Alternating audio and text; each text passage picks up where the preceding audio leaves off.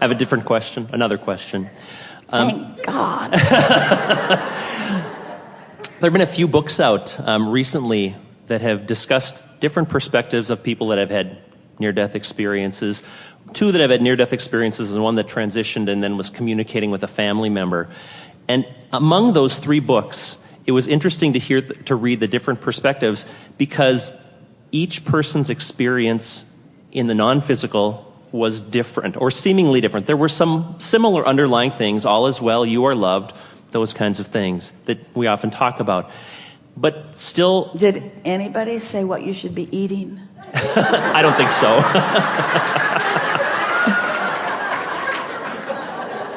But despite the commonality, their description of the differences were noticeable. So my question based on that preface is, we're always creating our own reality. We're creators of our own reality. Are we creating our reality in the non-physical, thus making it appear differently, or is that just their description of it back through a physical filter when they aren't non-physical, or when they're more physical than non-physical? Not any of that. There are so many things we want to say about this. Most important, when non-physical is being explained by someone who has been there and come back, the operative word is they're back. And the next question is, what disc are they on now that they're back? And depending upon their vibrational frequency, that depends on what they get. Did you get that? And do you understand that? Yeah. And doesn't it make perfect sense to you? In other words, here's a really good story, a perspective story. So some painters are painting a building in Texas, and it's the original center building. And Jerry and Esther had such fun selecting this very special stain for this building. The building is made out of cedar, and it has a lot of movement in the wood, and they wanted that to show through. And so they found a very special paint, and they painted the building. And now all of these years later, it's needing it again. So they were able to get exactly the same stain. But the painters have never put this stain on the building, and they're putting it on too thick. The building looked sort of whitewashed. So Esther is explaining to a man who works on the property, who is not doing that kind of work now, but could and wants to. Maybe you could go up and show him what to do. Explain to him that you can't just spray it on, that you have to spray it on and rub it in. Spray it and rub it and spray it and rub it, and not too much, because we want the wood grain to show through. So Esther explained quite a bit to her dear friend, who then climbed up on the roof and is talking in Spanish to this other man. And Esther is thinking, oh good, he'll let him know exactly what's going on and why I want it this way and how really easy it is. And he comes down, and Esther says, did you tell him? And he says yes. And then days later, Esther finds out that the whole time he was up there, he was just saying to the man, don't be mad at me, don't be mad at me, don't be mad at me, don't be mad at me. She's making me come up here and show you how to do this, but don't be mad at me. And Esther realized that he hadn't conveyed any of the things that she wanted him to convey. She realized that there was a vibrational variance. She could have crawled up there herself and demonstrated it, but she could not have communicated it. So she chose someone who could use words to communicate something, but he was unable to communicate something because his perspective was so different. Are you sort of following this story? Mm-hmm. Isn't that an interesting story?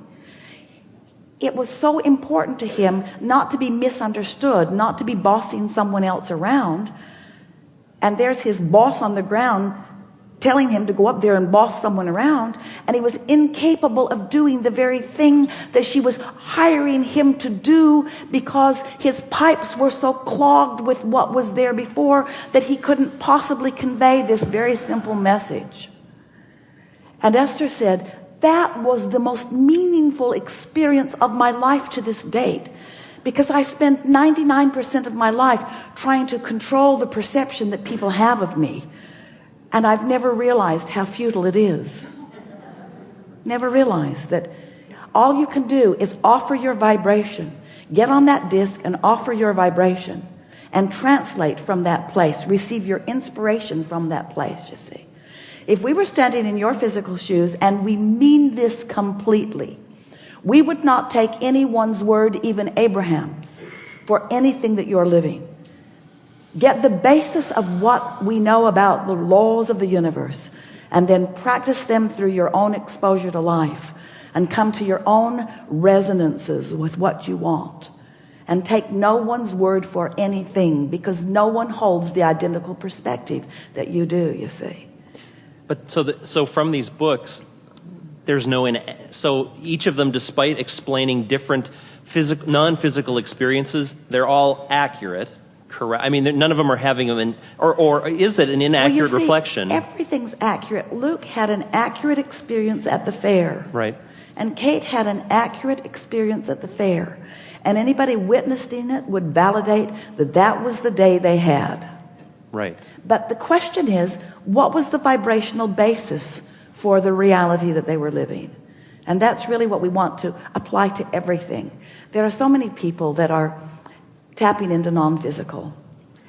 Esther, in the beginning, was annoyed with us. She said, why can't you guys get your story straight? So many people saying so many different things. If you're teachers, why don't you all teach the same thing? And our explanation in those days to her was because students are in different place of understanding. And so their perception, even the vibration of their questions varies, you see.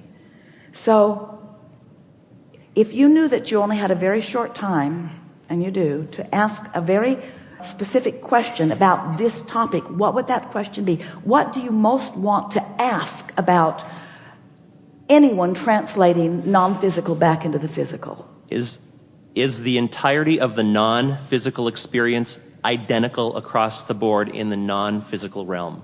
Of course not. There are all kinds of different vibrational desires and intentions. It's sort of like in your physical environment, let us start again. First of all, it's pure positive energy. Right. But pure positive energy attracts a variety of intentions.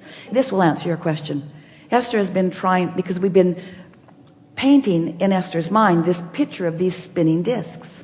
And Esther knows that there's a disc around overwhelmment, and a disc around despair, and a disc around hope, and a disc up there in that high-flying love and appreciation and joy place. So her dominant intent these days is to pick a disc and somehow accomplish it, and then see what happens. In other words, do her very best to get on that high-flying disc. And if she finds herself on one of the others, don't make too big of a deal over it. Hang on, it'll be over in a little while. But every chance she can to reach for that high-flying disc. So in understanding that there are different discs that you could choose, and that your point of attraction equals whichever one of those discs that you've chosen. So Esther was trying to put words to it, because she's writing this book. We are writing it, but Esther is the facilitator to get it onto paper. And so she's trying to get the images that are in her mind onto paper so that others can benefit by what she's feeling and receiving. So she's picturing these discs, and she's trying to imagine what emotions, because these are emotional discs. They are emotional set points. They are emotional, vibrational points of attraction. So she's thinking, what is this high-flying disc? What emotions are there? Well, elation certainly is there. She knows it. She feels it often. Appreciation is certainly there, and love. Contentment is certainly there. And then she's thinking about it, asking us about it in terms of momentum. So here's this high-flying disc and this range of emotions within it. So what's that feeling of utter love, that feeling of well-being, that feeling of contentment? I know it's on that highest flying disc, but how does that relate to off-the-wall enthusiasm, to fun beyond any verbal description? In other words, she knows it's all on that high-flying disc, and we're wanting you to understand that that's what that non-physical realm is like. It contains all of that spectrum of momentum. It's this high-frequency vibration, but the momentum equals so many glorious experiences. But we want to say emphatically to you, that so many books are not written from that vantage point because they're translated through someone on a disc not there, and the message is only as clear as the receptacle through which it comes. You see, here's Luke and Kate, and both of them pure positive energy beings sometimes, and neither one of them pure positive energy beings all of the time, and neither one of them blocking it off all of the time, and neither one of them, they sort of represent all of humanity. And here is this stream of well-being, this path of least resistance, this path to take you to whatever it is that you want. And the only question is, what disc are you on? What's your receptivity? What are you able to receive? What are you able to translate? What are you able to perceive? How clear of a conversation can you have with someone? How much could Esther have conveyed to that man on the roof when she doesn't even know the language? And even more interesting, how much was she able to convey by sending someone who does know the language, who didn't understand her heart, who wasn't in vibrational sync with her intention in that moment? You see what we're getting at? Mm-hmm. We wouldn't take anybody's translation. We wouldn't take anybody's word for anything. We'd get on that disc and we'd have our own experience. We'd translate our own experience, you see. Mm-hmm. One final question. Before we move to another place, this non-physical energy sphere where everyone that you know who has ever been here, who has reemerged into non-physical, where all of your inner beings dwell, where all that we are is, we are steadily and continually pouring through you all day, every day. You don't have to have an excursion into non-physical to know who we are or how we feel.